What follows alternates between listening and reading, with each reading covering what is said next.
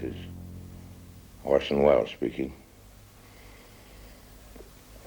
For an average boy in our grandfather's day, education meant learning the skills of his grandfather. Plowing, seeding, harvesting, the family craft, the family trade. He'd be a smith, a carpenter, a weaver. You see, even his family name spelled it out. And for the girls, they had their education too, their special skills to master, and what skills they were. But then something happened. Something we call progress happened, and suddenly everybody had to learn exactly the same thing as everybody else, the 3 R's and all the rest of it. And by now, special skills have become so specialized that only the experts can practice them. Just take murder, for instance. If you aren't specially trained, how do you go about detecting and catching a murderer? Sheila Pennell had to find out the answer to that one the hard way.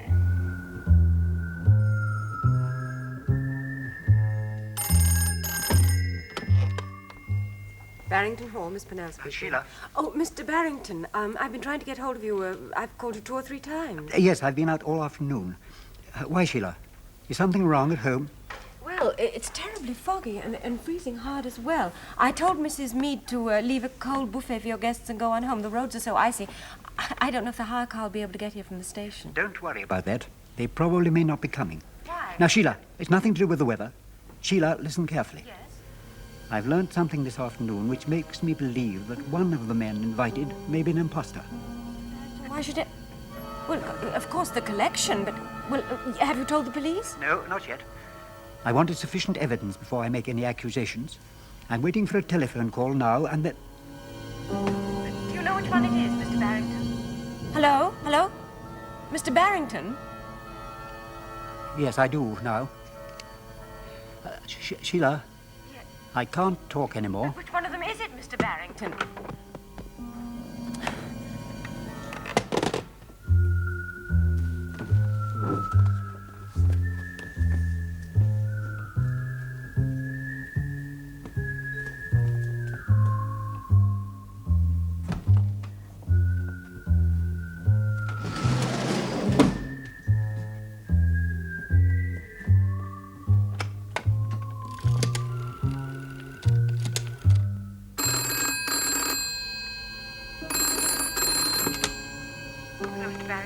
Hello? Mr. Barrington? Sheila, I'll call you back later. Well, yes, but you must let... No, I can't. Not now. Well, but you will call me. Yes, as soon as I can.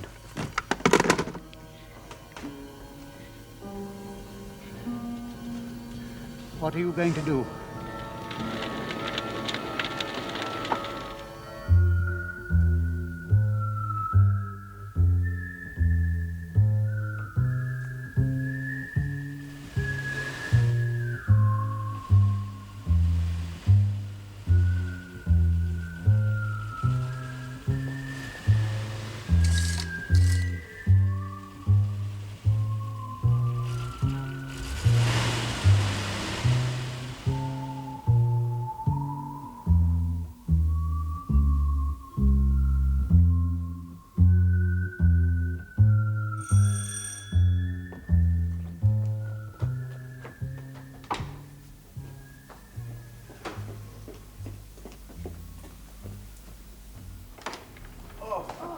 Oh, what a shocking night.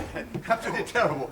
I just telephoned London because Now, you must be Sheila Pennell. Yes, indeed. How do you do? How do you do? I'm Professor Beecham. Professor. Allow me to introduce my distinguished colleagues, Dr. Mackay from Edinburgh Doctor. University How do you do? and Mr. Trench from Ottawa. How do you do, Miss Pennell? Is Mr. Barrington with you? Well, we assumed you'd be here. He drove into London this morning. I expect he's on his way. Oh, but he'll never get here in this fog. It's clamped right down the last half hour. We were lucky to make it from the station. There's a fire in the living room. And that's the cloakroom. Oh, thank you. Excuse me, miss. All right if I phone my office? Well, yes, of course. Use that phone there. Drinks on the sideboard. Help yourself. Oh, that's a good idea. Here we are. Thank you. I need one. Thanks very much. Hello, Frank. Bill Gurney. Is the boss there? Yeah, I'll hold on.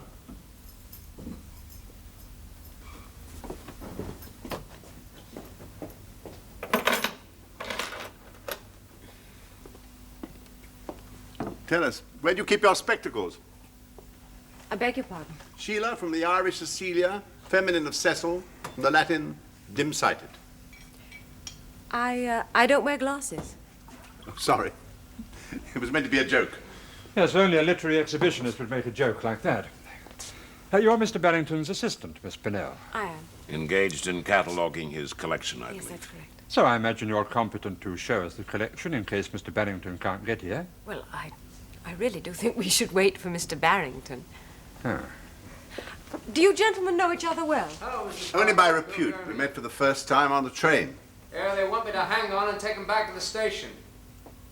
Well, there's nothing else I can do anyway. Would you excuse me, please, gentlemen? Certainly. But apart from the fog, the roads are murder. They'll pay waiting time and all that. Yep, okay. Right, good night. Would you wait in the kitchen? I'll show you.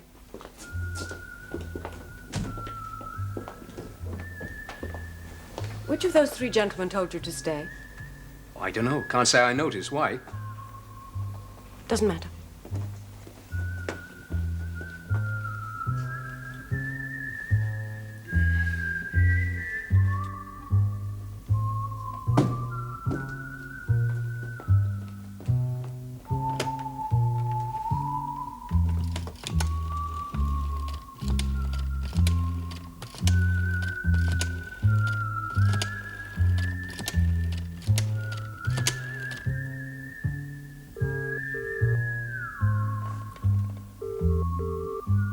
Perhaps you're sitting here.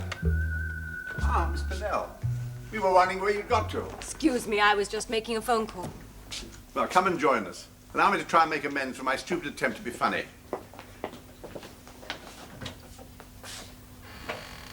There's only a cold buffet, I'm afraid. Well, I think we'd all much rather see Barrington's priceless collection.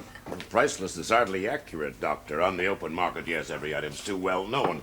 But there are people, private collectors, without scruples, who would give a fortune for just one item. Oh, like the King John folio. I can't wait to see that. I'm told the collection is kept in a vault behind steel doors. Is that so? And apart from Mr. Barrington, you are the only one who knows the combination. Well, that's what Mr. Barrington gave me to understand. Well, in that case, you could show us the collection now. I really could not do that without Mr. Barrington's permission. Well, he invited us here for that purpose. Isn't that permission enough? Well, excuse me, that may well be Mr. Barrington.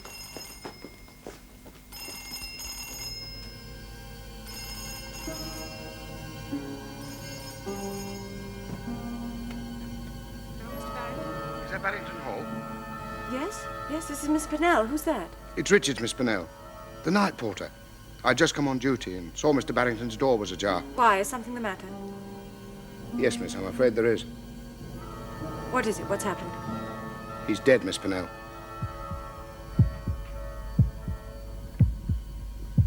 Dead. Committed suicide by the look of it. Have you said... Yes, miss, I've just phoned for the police. But I thought I'd better let you know as well. Listen, Richards, as soon as the police come...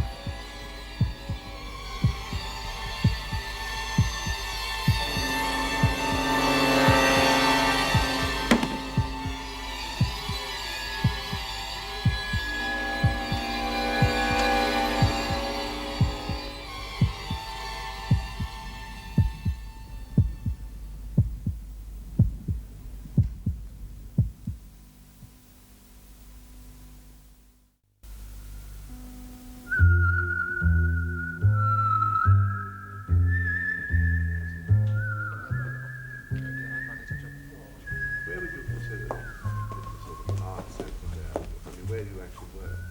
Well, we have our also. Oh, really? Yes. Well, I mean, That is why? There's a lot of music today. There's a great quality to it. I suppose you resent the popular.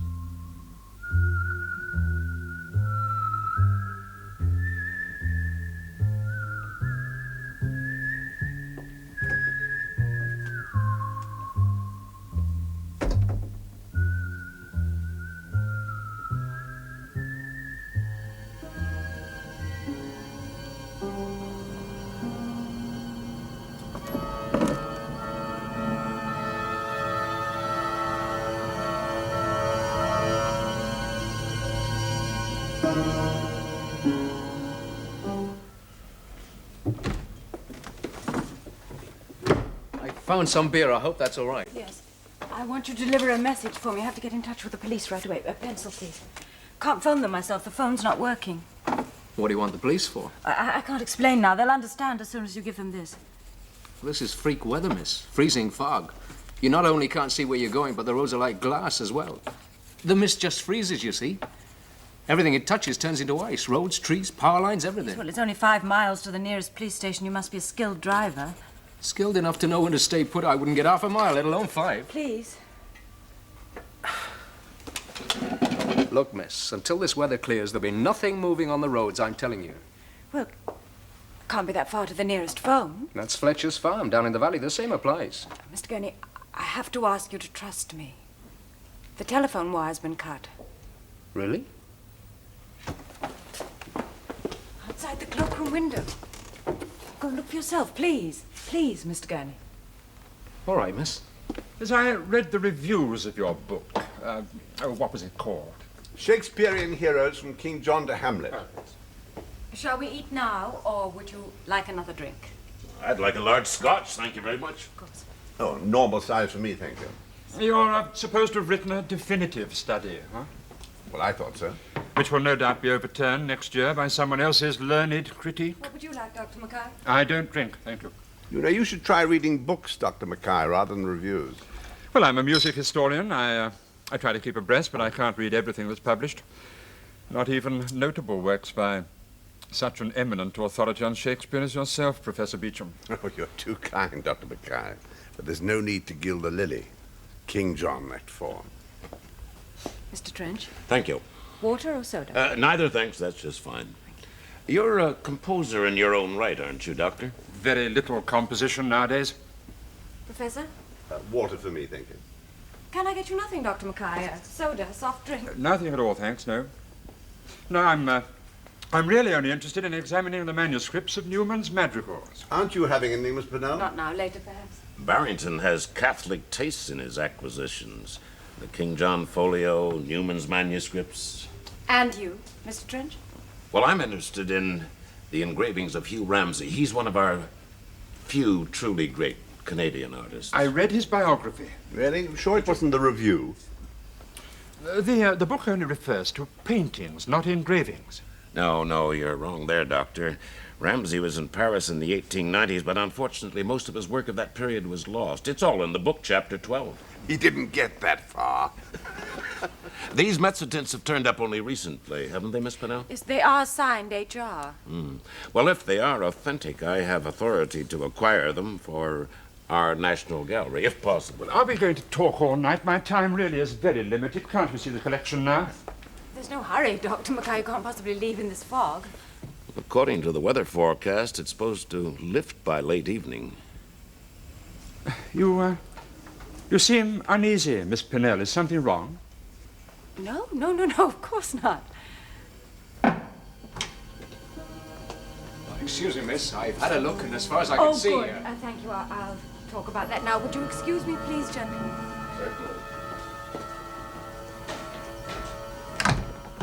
Well, The line's down all right. yes, it's been cut. Unless it's covered in ice. He'd only had to be afraid of it in the first place, and the weight of the ice would have... Tell you someone has deliberately cut it. Who'd want to do that, miss? One of the 3 men you brought from the station. Well, they don't seem to be the sort of gentlemen that'll do that, miss. We're already 2 ahead of you, Miss Purnell. Aren't you going to join us? What would you like? A sherry, please, dry. Right. Dry sherry for Miss Purnell, please, friend. I'll see you about that in a minute, Mr. Gurney. A dry sherry? Thank you. Barrington clearly isn't coming, Miss Pennell. Well, why don't you gentlemen stay the night? In view of the weather, perhaps in the morning... Out of the question. I have a plane to catch. And I have an appointment early in the morning, Miss Pennell. In any case, I fancy it's getting a little warmer now. I'd say it would start thawing very soon.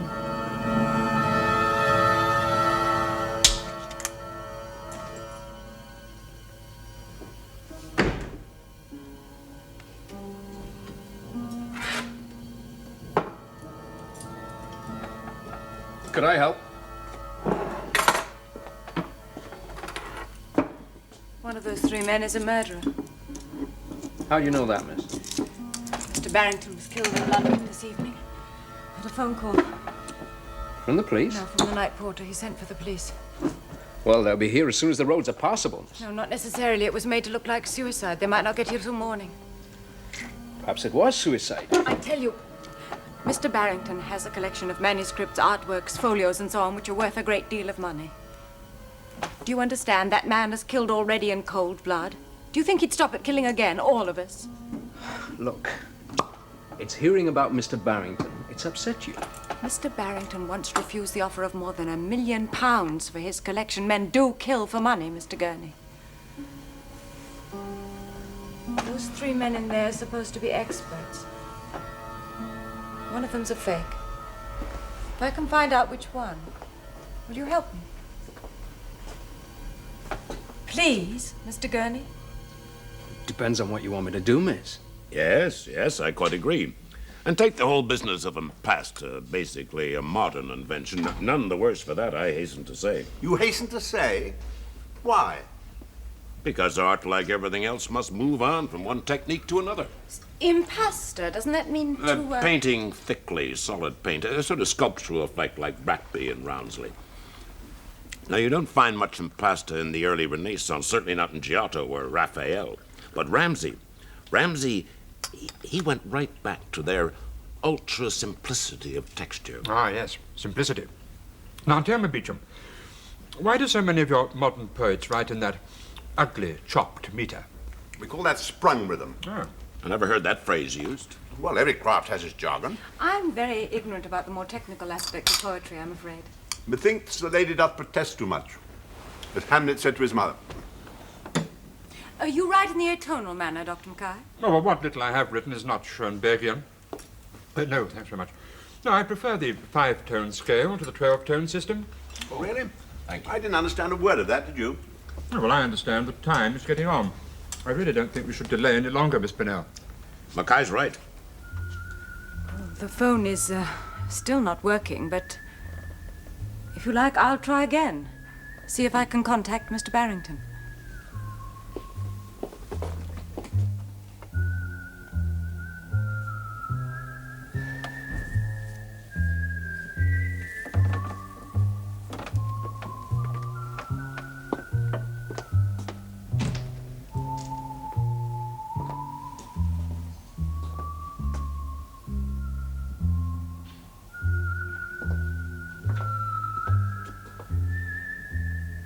Oh, you're here, miss. Shh, please.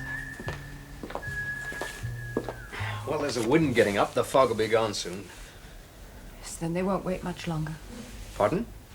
I hoped one of them would give himself away, make a mistake in what is supposed to be his speciality. Is that what you're doing? Trying to find out? Yes, well, technical terms I've used during the evening. Impasto, yes, he was right about that. Sprung rhythm, meter made up of different kinds of poetic feet, a 5-tone scale of music. Oh, that's wrong, miss. I'm in the village choir. There's 7 notes in a scale. No, there's a 5-tone scale. You leave out the 4th and the 7th. Oh. Rain. The roads will be clear soon.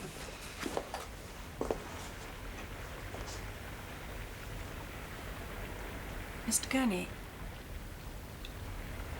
would you go into the kitchen? If I send someone into you, would you keep them talking as long as possible? What about? Make some excuse. Just keep them there.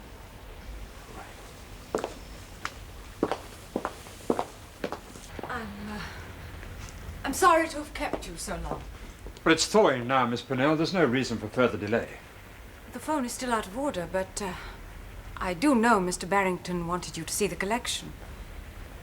If you like, I'll take you to the vault now. High time. That's a good idea. Good.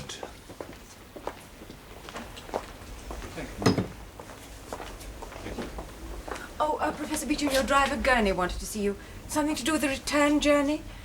If you'd like to speak to him, he's in the kitchen along the hall. Oh, yes, of course. Oh, you won't open the vault without me, will you? Oh, we won't, Professor. Gentlemen, please, you must believe me. That man is not Professor Beecham. What? Not Beecham. He's already killed Mr. Barrington, and we are in great danger. Barrington? All of us. I told the driver to keep him talking look, in the just sit kitchen. down. Please, you must help me. You won't need their help. How'd you find out? Something you said. You spoke of gilding the lily. Well, what of it? It is from Shakespeare's King John, Act 4. But it runs to gild refined gold, to paint the lily. The real Professor Beecham was a Shakespearean scholar. He wouldn't have misquoted like that. You also said, methinks the lady doth protest too much. Well? I looked that up, too. It runs, the lady doth protest too much, methinks. It wasn't Hamlet who said it. It was his mother, the Queen. You're a clever girl, aren't you? Clever enough to know that you're going to open that vault. Now. And what happens then? What about us? Oh, we'll leave you behind, safe and sound, in the vault. I'll phone the police later and tell them where you are. And how do we know you'll tell the police? You might leave us there to rot. Well, you can take your chance, Mackay. Or have a bullet now. Please yourself.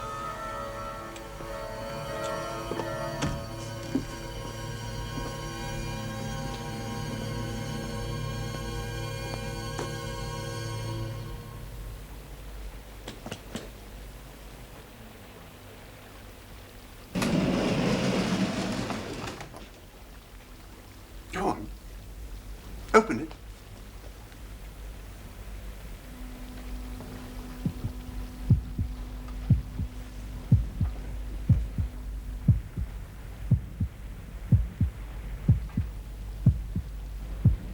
I said, open it.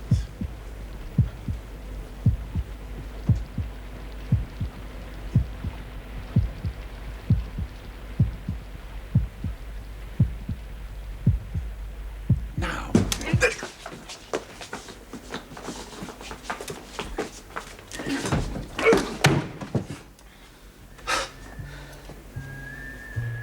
He was going to steal my car.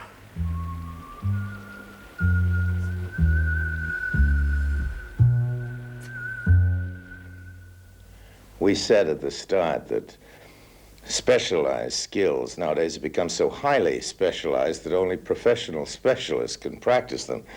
Well, in the little matter of murder, first detect your murderer and then catch him, Sheila was one amateur who could teach the best of the pros a trick or two. Or could it be that this was just another example of how well the women are equipped to take on a man's job and succeeded at it?